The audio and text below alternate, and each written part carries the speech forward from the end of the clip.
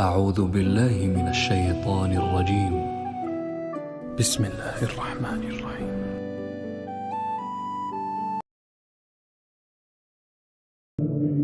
وَإِنَّ مِن شِيعَتِهِ لَإِبْرَاهِيمَ، اور نوح علیہ السلام کے شیعہ میں سے بے شک ابراہیم بھی ایک تھے، ان کی پارٹی، ان کی جماعت سے۔ اِذْ جَاءَ رَبَّهُ بِقَلْبٍ سلیم، جبکہ وہ اپنے رب کے حضور اس حال میں حاضر ہوئے کہ وہ سلیم الفطرت دل کے ساتھ آئے، پرورٹڈ نیچر نہیں تھی، توحید کے اوپر تھے۔ اذ قال لأبیہ، جب انہوں نے اپنے باپ سے کہا، وقومہ، اور اپنی قوم سے، ماذا تعبدون، تم کس کی پوجا کرتے ہو؟ افکن آلہۃ دون اللہ تریدون، کیا تم جھوٹے کھڑے ہوئے خدا اللہ کے علاوہ اور خداؤں کو پوج رہے ہو، جھوٹے خداؤں کو اللہ کے مقابلے کے اوپر؟ فما ظنکم برب العالمین، تو پس تمہارا رب العالمین کے بارے میں کیا خیال ہے؟ یہ جو آلیہ ہیں تو تم نے خود بنائے ہوئے ہیں، ساری کائنات کا کریٹر ہے، جس نے کریشن ایکس نہیلو کی ہے، عدم محض سے وجود بخشا اس کائنات کو، اس کے بارے میں تمہارا کیا خیال ہے؟ فَنَظَرَ نَظْرَةً فِي النُّجُومِ، پھر انہوں نے ستاروں کی طرف یوں دیکھا، فَقَالَ إِنِّي سَقِيمٌ، اور کہا کہ میری طبیعت ٹھیک نہیں ہے۔ یہ انہوں نے توریہ کیا۔ ابراہیم علیہ السلام نے 3 توریہ کیے ہیں، سورۃ الانبیاء میں بھی ایک توریہ کا ذکر آیا، ایک یہاں پر آیا، باقی ڈیٹیل صحیح بخاری کے اندر موجود ہے۔ میں نے الگ سے ایک لیکچر دیا ہے، مسئلہ نمبر 88A اور 88B، عصمت انبیاء کے عقیدے پہ شبہات کا تحقیقی جائزہ۔ اس میں میں نے ان احادیث کا دفاع کیا ہے۔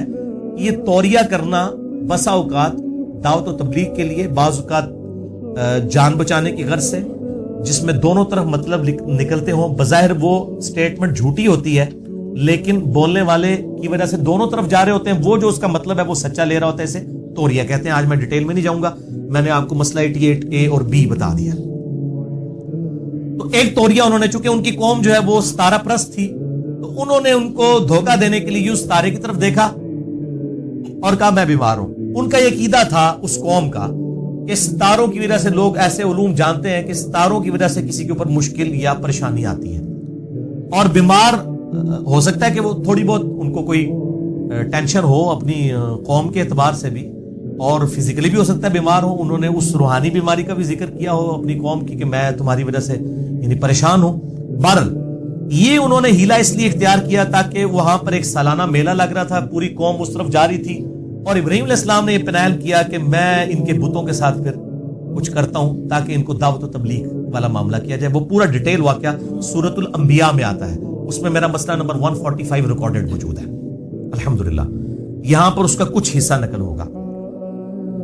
فَتَوَلَّوْا عَنْهُ مُدْبِرِينَ، چنانچہ وہ لوگ انہیں پیچھے چھوڑ کر میلے پر چلے گئے۔ اب وہ پورا گاؤں خالی ہو گیا۔ فَرَاغَ إِلَىٰ آلِهَتِهِمْ فَقَالَ أَلَا تَأْكُلُونَ، آپ چپکے سے ان جھوٹے معبودوں کے پاس آئے جو انہوں نے بت بنائے ہوئے تھے، اور کہا کھاتے کیوں نہیں ہو؟ ان کے سامنے اتنے بڑی بڑی ٹریوں میں انہوں نے کھانے لا کے رکھے ہوئے۔ بیسیکلی کھانے تو انہوں نے وہاں کے جو مجاور ہیں انہوں نے اپنے پیٹ پالنے کے لیے رکھے ہوتے ہیں۔ یہاں پہ بھی اب یہی ہوتا ہے درباروں کے اوپر، چاہے وہ ہندوؤں کے ہوں چاہے مسلمانوں کے۔ وہ ظاہر ہے وہ جو بزرگ صاحب قبر ہے اس نے کہاں سے کھانا پینا ہے؟ اگر وہ نیک ہے تو اللہ کی جنتوں میں ہے، اور اگر بد ہے تو اس کھانے سے آپ اس کو کوئی نفع نہیں پہنچا سکتے۔ وہ تو باہر کے جو لوگ ہیں انہوں نے اپنے پیٹ جو ہے وہ موٹے کرنے ہوتے ہیں، تو ان پہ چڑھاوے جو چڑھائے ہوئے تھے، تو ابراہیم علیہ السلام نے طنز کے طور پر ان سے گفتگو کی کہ وہ کھاندے کیوں نہیں ہو؟ کھاؤ نا آگے جڑا مال پیا ہے جے۔ اچھا مالکم لا تنطقون، اب انہوں نے کیا جواب دینا تھا؟ پھر انہوں نے کہا کہ جواب کیوں نہیں دیتے؟ ویسے تو کہتے ہیں نا وہ جناب وہ بزرگ تو جناب اتنے 100 میل سے بھی دور سن لیتے ہیں، اور یہ سارے معاملات یہاں پر بھی بتوں کے بارے میں اگر ان کا یہ عقیدہ تھا کہ آلہہ ہیں تو سنتے کیوں نہیں ہو، جواب کیوں نہیں دیتے؟ فراغ علیہم ضربا بالیمین، پھر انہوں نے پوری قوت کے ساتھ ضرب لگائی اپنے دائیں ہاتھ سے اور سارے بتوں کو توڑ دیا۔ سورۃ الانبیاء میں آتا ہے کلہاڑا لے کے انہوں نے سارے بت توڑے، اور جو سب سے بڑا بت تھا اس کے کندھے کے اوپر انہوں نے وہ رکھ دیا کلہاڑا۔ اور پھر جب وہ قوم آئی تو ان کے ساتھ بھی توریہ کیا اور کہا کہ ان کے بڑے سے پوچھو، یعنی وہ یہ کہنا چاہ رہے تھے کہ اگر یہ بولتا ہے تو پوچھ لو کس نے کیا ہے، ٹھیک ہے، ان کے بڑے نے کیا ہوگا۔ اور بڑے سے مراد انہوں نے اپنے دل میں اپنے آپ کو لیا کہ جو ان سے زیادہ طاقتور اور بڑا ہے، اور ان کو یہ سمجھ آئی کہ یہ کہہ رہا ہے کہ یہ بڑے بت نے کیا ہوگا۔ تو انہوں نے کہا یار یہ، انہوں نے کہا ابراہیم تجھے پتا تو ہے یہ کچھ نہیں کر سکتے۔ پھر ابراہیم علیہ السلام نے وہاں پہ خطبہ توحید دیا کہ جو تمہیں پتا بھی ہے تو تف ہے تم پر بھی اور تمہارے آباء و اجداد کے اوپر بھی، یعنی یہ بھی امت ابراہیمی ہے نا. یہاں پہ کہتے ہیں ذرا بزرگوں کا نام احترام سے لیں. ابراہیم علیہ السلام نے تو بزرگوں نے پہلے جڑا لمحہ پایا ہے. انہوں نے کہا تف ہے تواڈے ہوتے بھی تواڈے بزرگاں ہوتے بھی کہ تسی لوگ بے دلیل اس طرح کے معاملات میں. اب یہ مثالیں لا کے دیتے ہیں. وہ دیکھیں جی حضرت موسیٰ علیہ السلام کو اللہ نے کہا فرعون سے اس طرح بات کرنا.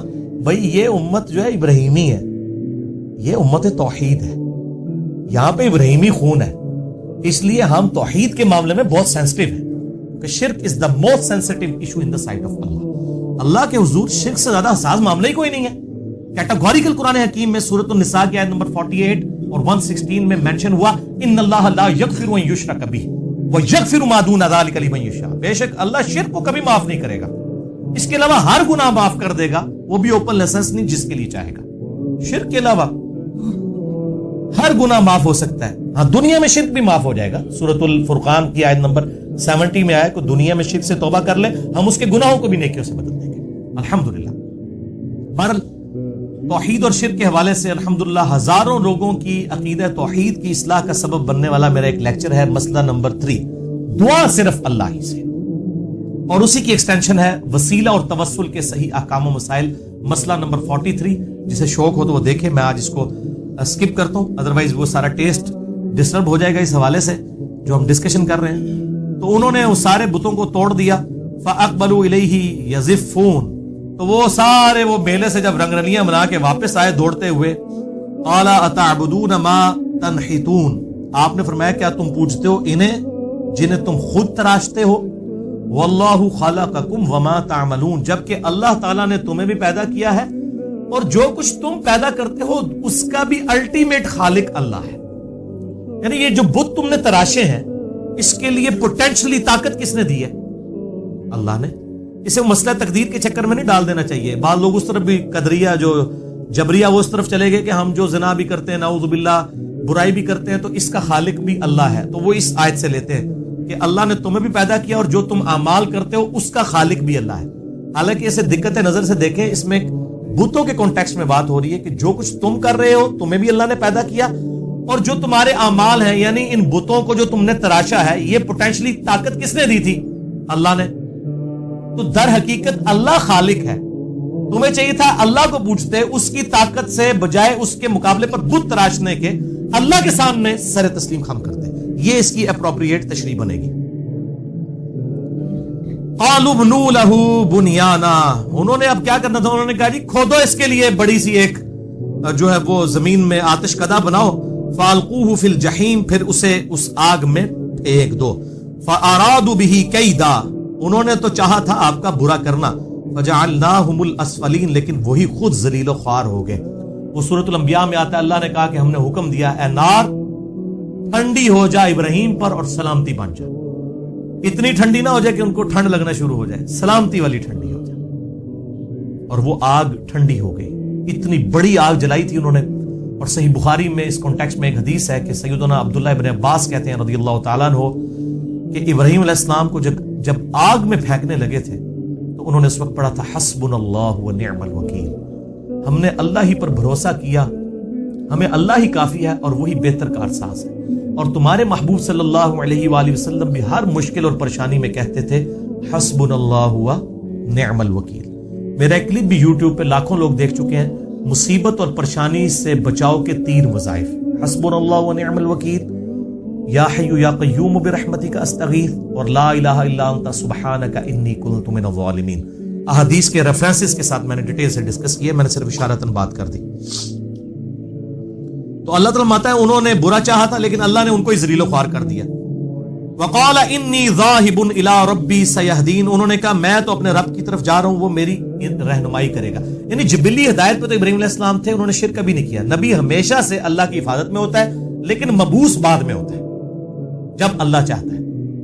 حضرت عیسیٰ علیہ السلام کو ماں کی گود میں مبعوث کر دیا, ہمارے محبوب صلی اللہ علیہ وآلہ وسلم کو 40 سال کی عمر میں مبعوث کیا, لیکن اللہ کی حفاظت میں تھے. وہ 40 سال کی زندگی بھی اللہ نے دلیل بنائی ہے سورہ یونس کے اندر آیت نمبر 15 میں, کہ نبی فرما دیجئے میں اتنا عرصہ تم میں رہوں, کوئی ایسی بات مجھ سے دیکھی ہے جو اگر میں یہ دعویٰ کر رہا ہوں یہ کتاب اللہ کی طرف سے آئی ہے, میں نے کسی فلاسفر کی شاگردگی نہیں کی, میں نے کسی شاعر کی سامنے جو ہے وہ دوزانوں نہیں بیٹھا جا کے, میں نے ایسا کلام کیسے, یہ سوائے اس کے کہ یہ ڈیوائن سورس ہے اس کا. تو اللہ تعالیٰ ماتا ہے جب انہوں نے دعا کی ربی حبلی من الصالحین، اور انہوں نے یہ دعا کیا اللہ مجھے کوئی نیک بچہ عطا فرما، فبشرناہ بغلام حلیم، تو اللہ فرماتے ہیں ہم نے ان کو خوشخبری دی ایک حلیم فرزند کی، صابر و شاکر، برداشت والا، یعنی سیدنا اسماعیل علی نبینا علیہ الصلوۃ والسلام، ہمارے محبوب صلی اللہ علیہ وآلہ وسلم کے جد امجد۔ ابراہیم علیہ السلام کے دو بیٹے ہیں، تورات کے اندر بھی موجود ہے، باقی کچھ ٹیمپر ہو گیا کہ انہوں نے اسحاق کو ذبیح اللہ کہہ دیا۔ ہمارے اہل سنت کی بعض کتابوں میں بھی، المصنف ابن ابی شیبہ، المستدل الحاکم، ایون تاریخ تفسیر تبری میں بھی ہمارے اہل سنت کے بھی کچھ مفسرین کا یہ خیال ہے کہ ذبیح اللہ حضرت اسحاق ہیں، اسماعیل نہیں ہے۔ لیکن جو قرآن پاک کا اسلوب ہے، دلائل کی روشنی میں میرا اپنا پرسنل موقف یہ ہے کہ اسماعیل علیہ السلام ہی ذبیح اللہ ہے۔ آپ کو ان آیات سے کانٹیکسٹ سے بھی پتہ چل جائے گا۔ اس حوالے سے سب سے بہترین کام مولانا مودودی رحمہ اللہ تعالی نے کیا ہے تفہیم القرآن میں، انہی سورہ الصافات کی آیت نمبر 100 اور آن ورلڈ کے کانٹیکسٹ میں انہوں نے دلائل دیے ہیں، علمی دلائل، شودیاں نہیں ماریاں، کیونکہ جو پڑھا لکھا بندہ ہے وہ پھر شودیاں مارتا نہیں، جذبات کے ساتھ نہیں کھیلتا، علمی دلائل دیتا ہے۔ تو ہم نے ان کو ایک حلیم فرزند کی بشارت دی۔ فلما بلغ معه السعی، جب وہ ان کے ساتھ بالغ ہوئے اور دوڑنے کے قابل ہوئے، یعنی 12-13 سال جب ان کی عمر ہوئی، قال یا بنیا، تو ابراہیم علیہ السلام نے کہا اے میرے بچے، انی ارا فی المنام، بے شک میں نے ایک خواب دیکھی ہے۔ اور بخاری مسلم کی حدیث ہے کہ نبیوں کی جو خواب ہیں وہ وحی الہی ہوتے ہیں۔ خوابوں کے اوپر بھی میرا مسئلہ نمبر 6 بھی ریکارڈڈ ہے، جس سے شوق ہے خواب، کشف، الہام، اس حوالے سے دیکھ سکتے ہیں۔ انی اذبحک، کہ میں تجھے ذبح کر رہا ہوں۔ اب اس کا مطلب تھا کہ اللہ نے وہی کیا کہ یہ کام کرنا ہے۔ فانظر ماذا تری، اے میرے بچے بتا اب تیرا کیا ارادہ ہے۔ قال یا ابت افعل ما تؤمر، انہوں نے کہا ابا جان کر گزریے جس کا آپ کو اللہ نے حکم دیا ہے۔ یہ انہوں نے کہا جب اللہ نے حکم دیا ہے تو پوچھنے والی بات ہی کوئی نہیں ہے، میرا ارادہ کون سی چیز ہے۔ قربانی کے اوپر مسئلہ نمبر میرا 52 ہے، قربانی کے صحیح احکام و مسائل، اس میں بھی میں نے یہ واقعہ بیان کیا اور قربانی سے متعلق جو ہے واقعات، جو احادیث ہیں وہ بھی ڈسکس کی ہیں، آج میں اس کی تفصیل میں نہیں جاؤں گا۔ بہرحال انہوں نے کہا کہ آپ کر گزریے، ستجدونی انشاءاللہ من الصابرین، ان قریب آپ مجھے صبر کرنے والے لوگوں میں پائیں گے، میں انشاءاللہ صبر کروں گا، اللہ کے لیے جان بھی حاضر ہے۔ ویسے یہ آج کل تو صرف نعرہ ہوتا ہے کہ غلامی رسول میں موت بھی قبول ہے، یہ نعرے ہی ہوتے ہیں۔ داڑھی قبول نہیں ہوتی، نماز 5 وقت جماعت کے ساتھ قبول نہیں ہوتی ہے، اس لیے کہ داڑھی تو رکھنی پڑے گی، نماز تو پڑھنی پڑے گی۔ موت اس لیے قبول ہے کہ جان دینی نہیں پڑے گی، اللہ ماشاء اللہ کو موقع آ جائے۔ نعرہ مارنے میں کیا حرج ہے؟ یہ نعرہ نہیں تھا، واقعی انہوں نے دل سے یہ بات کی کہ ان قریب مجھے آپ صبر والے لوگوں میں پائیں گے۔ فلما اسلما، جب انہوں نے سر تسلیم خم کر دیا ان دونوں نے، وتلہ للجبین، تو باپ نے بیٹے کو جو ہے وہ کروٹ کے اوپر لٹا لیا۔ یہ جبین کے لیے بعض اوقات ماتھے کا لفظ بھی استعمال کیا جاتا ہے، لیکن عربی لنگوسٹک میں یہ کن پٹی کو بھی جو ہے وہ جبین کا لفظ اس کے لیے بھی استعمال ہوتا ہے۔ تو یعنی ایک طرف لٹایا، جیسے کہ جانور کو لٹایا جاتا ہے ایک طرف سے۔ یہ بھی اکثر لوگوں کو مسئلہ نہیں حل ہوتا کہ بھئی الٹا لٹایا تھا تو وہ چھری کیسے پھیر رہے تھے، وہ کروٹ کے اوپر لٹایا تھا۔ وَنَادَيْنَاهُ أَن يَا إِبْرَاهِيمُ، بس جب وہ یعنی چھری چلانے لگے اس وقت اللہ تعالیٰ فرماتا ہے ہم نے ان کو پکارا، اے ابراہیم قد صدقت الرؤیا، بے شک تو نے اپنا خواب سچا کر دکھایا، بس ادھر تک ہی تجھے لے کے آنا تھا، یعنی بالکل ایج کے اوپر انہوں نے تو اپنی قربانی پیش کر دی نا۔ اور یہ اسماعیل علیہ السلام سے بڑھ کر حضرت ابراہیم علیہ السلام کی قربانی تھی۔ 87 سال کی عمر میں رو رو کے ایک بچہ مانگا، باپ کی عمر ہوگی 99 ایئرز، بچہ 12 سال کا، اور بڑھاپے کا سہارا ایک ہی بیٹا، اس کی بھی قربانی مانگ دی جائے۔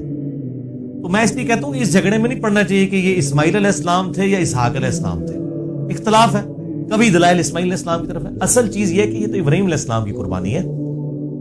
سورۃ البقرہ میں اللہ تعالیٰ نے جب ہم نے ابراہیم کو آزمایا تب وہ کامیاب ہوا ان آزمائشوں کے اندر۔ آج دیکھ لیں، آج سنت ابراہیمی زندہ ہے، ہم بھی یعنی ابراہیم علیہ السلام کی نسبت سے بات کرتے ہیں۔ قرآن حکیم میں ہمیں کہا گیا لقد کان لکم فی رسول اللہ اسوۃ حسنہ، تمہارے لیے رسول اللہ کی زندگی میں اسوہ حسنہ ہے صلی اللہ علیہ وآلہ وسلم، اور نبی صلی اللہ علیہ وآلہ وسلم کو کہا گیا آپ کے لیے ابراہیم کی زندگی میں اسوہ حسنہ ہے۔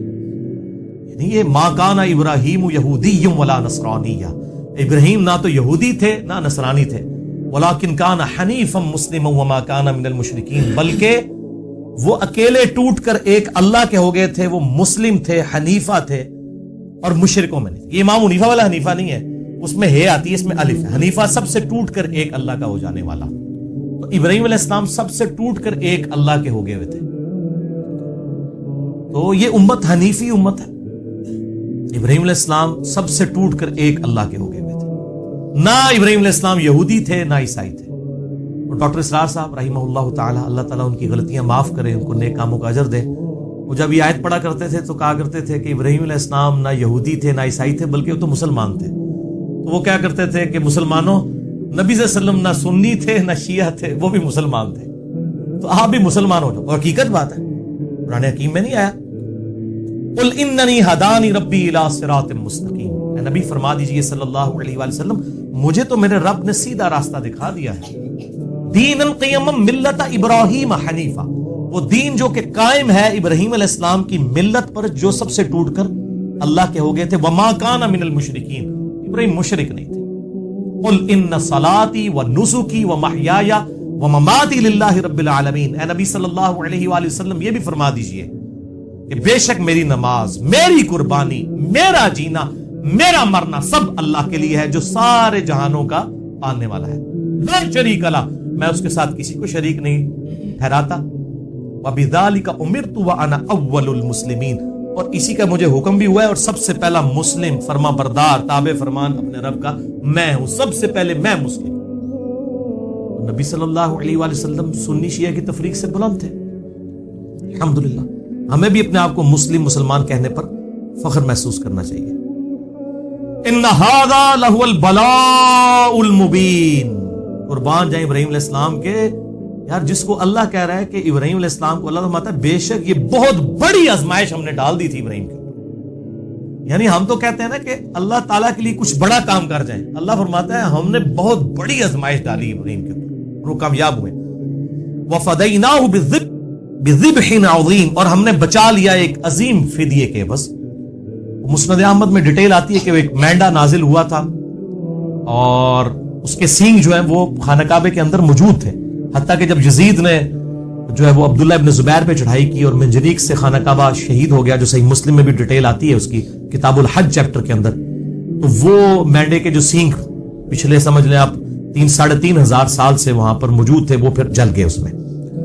وَتَرَكْنَا عَلَيْهِ فِي الْآخِرِينَ، اور ہم نے ان کا ذکر خیر بعد میں آنے والوں میں چھوڑ دیا۔ ہے نا ذکر خیر؟ آپ دیکھیں کہ دنیا کے کروڑوں مسلمان ہر سال قربانی کرتے ہیں، اس کو سنت محمدی نہیں کہتے صلی اللہ علیہ وآلہ وسلم، سنت ابراہیمی کہتے ہیں۔ حج بھی کرتے ہیں، سنت ابراہیمی کہتے ہیں۔ حالانکہ ابراہیم علیہ السلام کے بارے میں تو قرآن میں آتا ہے کہ ایک لوط ان پر ایمان لایا، ان کے گھر والے چند۔ ابراہیم علیہ السلام پہ بہت تھوڑے لوگ ایمان لے کے آئے، لیکن اللہ کے حضور کوانٹٹی، اتھارٹی، ایتھینٹسٹی نہیں ہے، کوالٹی ہے، چاہے اکیلا ابراہیم ہو۔ اس لیے تو سورۃ النحل میں اللہ نے فرمایا ابراہیم اکیلا ہی پوری امت تھا۔ اکیلا اس لیے پوری امت تھا کہ وہ ہی اکیلے تھے، بیوی بچے تو چلے ساتھ ہوتی ہیں۔ ایک لوط علیہ السلام ان پہ ایمان لائے، ان کو بھی اللہ نے مبعوث کر دیا پیغمبر بنا کے۔ تو اگر کوانٹٹی کے اوپر فیصلہ ہونا ہوتا تو ابراہیم علیہ السلام دنیاوی طور پہ تو ناکام ہوئے، لیکن اللہ کے حضور کامیاب ہے۔ آج دیکھ لیں جتنے آسمانی مذاہب ہیں، چاہے یہودی ہوں، عیسائی ہوں، مسلمز ہوں، ان کا نام رسپیکٹ سے لیتے ہیں۔ ان کو اپنی زندگی میں وہ مشہوری نہیں ملی جو قیامت تک کے لیے اللہ نے ان کو، اللہ تعالیٰ فرماتا ہے وَتَرَكْنَا عَلَيْهِ فِي الْآخِرِينَ، اور ہم نے ان کا ذکر خیر بعد میں آنے والے لوگوں میں باقی رکھا۔ سلام علی ابراہیم، سلامتی ہو ابراہیم کے اوپر۔ میں کہتا ہوں اس سے بڑا کوئی ٹائٹل ہے کہ اللہ تعالیٰ اپنے بندے پہ سلامتی بھیج دے کہ یار اے نے کام کیتا ہے بھائی، ویل ڈن، سلام علی ابراہیم۔ اور اس صورت کو آپ دیکھیں گے کئی نبیوں کے نام، سلام علی نوح فی العالمین، سلام علی موسیٰ و ہارون، سلام علی الیاسین، اور اینڈ پہ پھر کنکلوژن ہے سورت کی سبحان ربک رب العزت عما یصفون وسلام علی المرسلین والحمد للہ رب العالمین۔ اس سورت کا اینڈ ان آیات کے اوپر تمام پیغمبروں پر اللہ تعالیٰ نے سلامتی بھیجی۔ کذالک نجزی المحسنین، اسی طریقے سے ہم بدلہ دیتے ہیں نیکوکاروں کو۔ انہ من عبادنا المؤمنین، بے شک وہ ہمارے مؤمن بندوں میں سے تھے، بات ماننے والے بندوں میں سے تھے۔ وبشرناہ باسحاق نبی من الصالحین، ہم نے ان کو بشارت دی اسحاق کی جو نبی صالحین میں سے ہوں گے. تو اس کا مطلب یہ کہ حضرت اسماعیل والا واقعہ ہوا ہے, اس کے بعد حضرت اسحاق پیدا ہوئے ہیں. یعنی یہ قرآن کی ترتیب بھی یہ سپورٹ کر رہی ہے کہ اسماعیل علیہ السلام ہی سبی اللہ ہے. باقی آپ تفہیم القرآن پڑھ لیں تو اس میں کافی علمی دلائل دیے گئے ہیں. وَبَارَكْنَا عَلَيْهِ وَعَلَىٰ اسحاق, اور ہم نے برکت نازل کی ان پر اور اسحاق پر. وَمِن ذُرِّيَّتِهِمَا, ان دونوں کی اولاد پر بھی.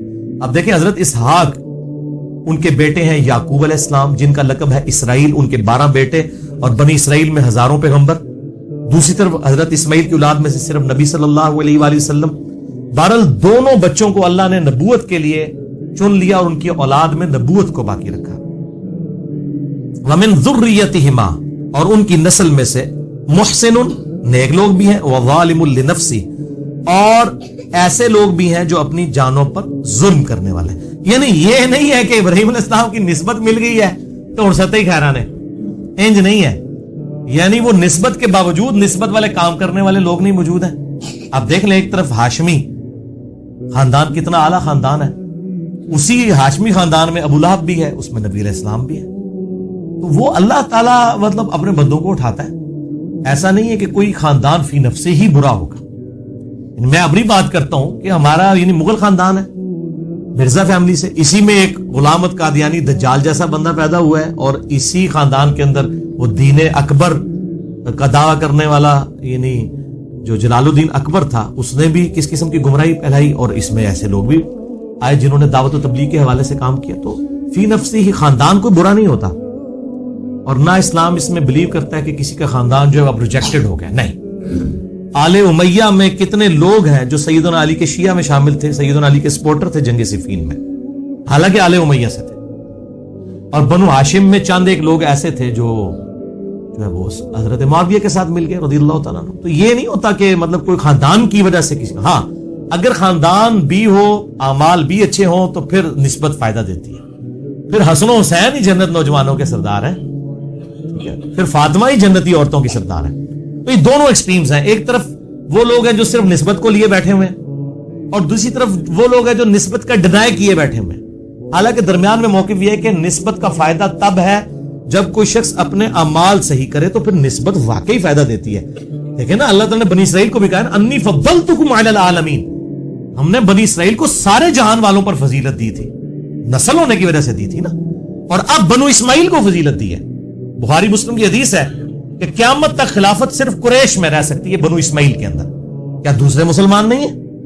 لیکن قریش کو اللہ تعالیٰ نے چن لیا ہے, جیسے بنی اسرائیل کو چنا تھا اب بنو اسماعیل کو. اس لیے آپ دیکھیں کہ آخری خلیفہ جو ہوں گے مسلمانوں کے جو پوری دنیا میں خلافت قائم کریں گے, مسئلہ نمبر 127b میں نے امام محمد بن عبداللہ المہدی رضی اللہ تعالیٰ عنہ علیہ السلام کے بارے میں ریکارڈ کروایا 12 صحیح الاسناد حدیث کی روشنی میں, اور وہ بھی ہاشمی خاندان سے ہوں گے, سیدہ فاطمہ کی اولاد میں سے ہوں گے. ابو داؤد میں, مسند احمد میں اور کتابوں میں احادیث موجود ہیں.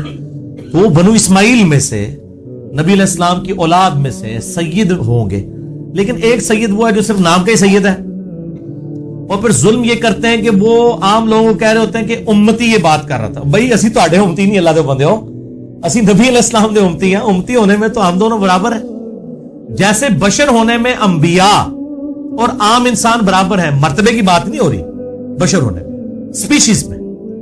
اسی طریقے سے جہاں تک امتی ہونے کا تعلق ہے تو چاہے وہ بنو اسماعیل میں سے ہو, بنو اسرائیل میں سے ہو, یا کوئی ترک ہو, چاہے کوئی جٹ ہو, رائی ہو, کوئی مغل ہو, کوئی چودھری ہو, سب کے سب جو ہے وہ امتی ہونے میں تو برابر ہے نا. باقی مرتبے میں اب آپ دیکھ لیں, پھر وہ جو محنت کرے گا وہ آگے نکل جائے گا. اب قریش ہی میں یعنی بالکل نچلے درجے کے 2 خاندان تھے, بنو تیم اور بنو عدی. ہمارے پہلے 2 خلیفہ راشد جو ہیں وہ ان 2 خاندانوں میں سے, اعلیٰ خاندان نہیں تھے وہ, حضرت ابوبکر اور حضرت عمر. آل امیہ چلیں کوئی اعلیٰ درجے کا خاندان حکومتی لیول پہ تھا, تیسرے خلیفہ حضرت عثمان ان میں سے ہوئے, اور چوتھے تو خیر ہاشمی تھے, سیدنا علی بن ابی طالب رضی اللہ عنہم اجمعین علیہم السلام. تو اسلام نے ذات پات ان ساری چیزوں کو ایڈریس ضرور کیا ہے اس حوالے سے, لیکن جو نسبت ہے وہ فائدہ ضرور دے گی اگر اعمال ہوں گے. اگر اعمال نہیں ہے تو نوح علیہ السلام کا بھی اللہ نے کہا یہ تیرا بیٹا ہے لیکن اس کے اعمال تیرے والے نہیں, یہ تیرا بیٹا ہی نہیں ہے.